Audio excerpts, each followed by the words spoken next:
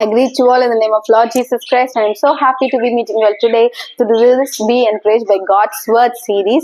And இன்றைக்கு நம்ம என்ன டாபிக் பார்க்க போறோம்னா go behind the loss like Jesus did. Okay, so நம்ம எல்லாரும் இந்த வசனத்தை வாசிப்போம். Matthew chapter 18:12 to 4. What do you think? If a man has 100 sheep and one of them goes astray, does he not leave the 99 and go to the mountains to seek the one that is straying?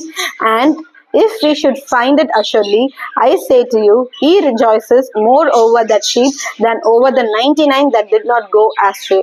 Even so, it is not the will of the Father who is in the heaven that one of these little ones should perish. Okay, தமிழ்ல வாசினா மத்தேயு 18ஆம் அதிகாரம் 12 இருந்து 14 வரைக்கும்.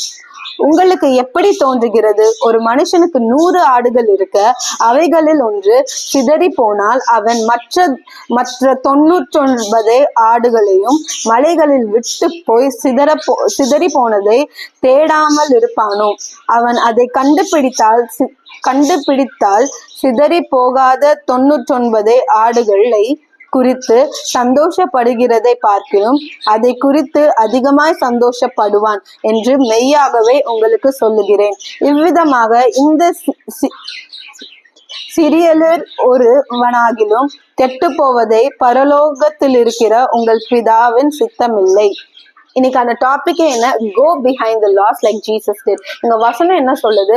ஒருத்தருக்கு 100 ஆடு இருக்கு, but அதுல ஒரு ஆடு தொலைஞ்சு போனாலுமே அந்த 99 ஆடு இருக்குடா, அது ஒண்ணுதானே போச்சுன்னு அப்படின்னா ஒரு மேய்ப்பன் போயிட மாட்டான். அந்த ஒரு ஆடையும் தேடி பின்னாடி போய் அதை கண்டுபிடிக்கிற வரைக்கும் அவன் ஓயவே மாட்டான். அந்த ஒரு ஆடை கண்டுபிடிச்சிட்டானா அந்த 99 ஆடு அங்க இருக்குல்ல, அதை காட்டிலும் அந்த ஒரு ஆடை கண்டுபிடிச்ச சந்தோஷம் அவருக்குள்ள ரொம்ப அதிகமா இருக்குமே. இந்த சினாரியோ நம்ம லைஃபோட நல்லாவே என்ன ஆகும்?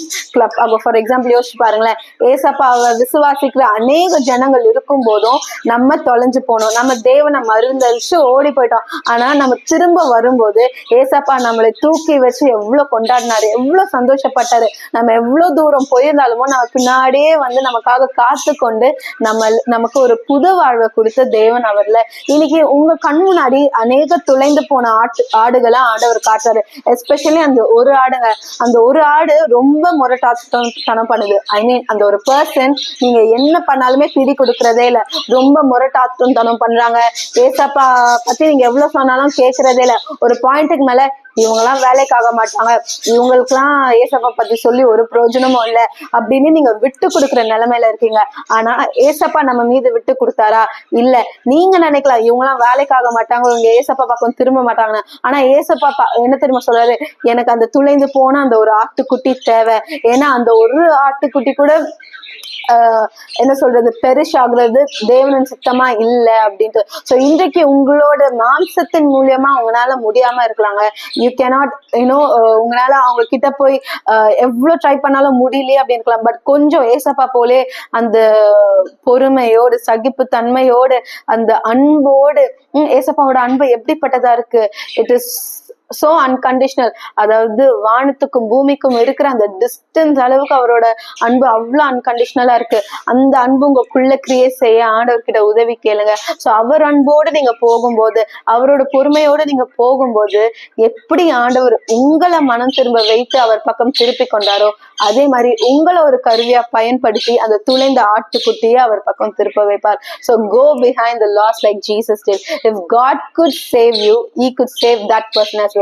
தேவன் உங்களை காப்பாற்ற முடியும்னா நீங்க நினைக்கிறீங்களா வேலைக்கு ஆக மாட்டாருன்னு?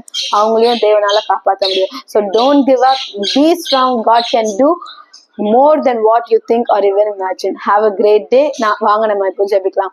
ஏசப்பா இப்பொழுது கூட எங்களுக்கு நீங்க காண்பித்த அந்த துளைந்து போன மனிதர்களுக்காக உங்க அண்டை வரும் ராஜா. முதலாவது எங்களுக்குள்ள உங்க பொறுமையும் உங்களோட அன்பையும் தாங்க ராஜா. அவங்க இடத்துல உங்களுடைய சுவிசேஷத்தை ஆண்டவரே அப்பா கொண்டு போய் சேர்க்க கிருபை பாராட்டுங்க.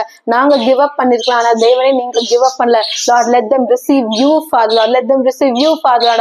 அப்பா அந்த துளைந்த ஆட்டுக்குட்டி உங்க பக்கம் திரும்பணும் ஆண்டவரே ராஜா. அதற்கு நாங்க எந்த எக்ஸ்டென்ட் கூட போக எங்களுக்கு கிருபை பாராட்டுங்க.